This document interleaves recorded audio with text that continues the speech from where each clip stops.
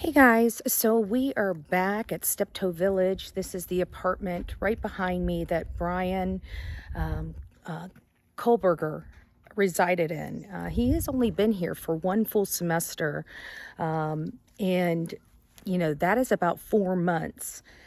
I did have an opportunity to speak with somebody that didn't want to go on the record, didn't want to be filmed, and I just asked him, I said, how does it make you feel being here, being so close to this? He says, it's crazy. It's very, very crazy.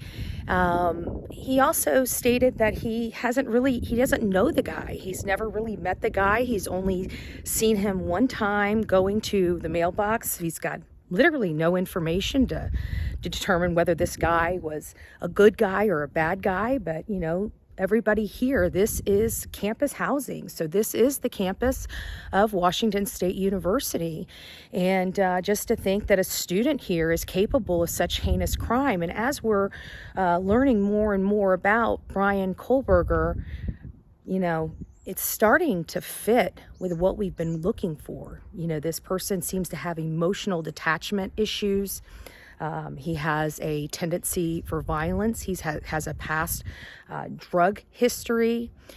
We heard from the interview that we did with John Doe 1 that his family is ultra nice and they're the nicest people in the world, and they can't believe after everything that Brian has put them through, that he puts them through this yet again, another horrific thing. And I pinpointed that this person was most likely a disappointment to their family. Now, granted, mom and dad always loved their children and everything like that, but it sounds like with all the drugs, the violence, the extreme weight loss, I'm sure the volatile temper that only his family is acutely aware of, more so than we are.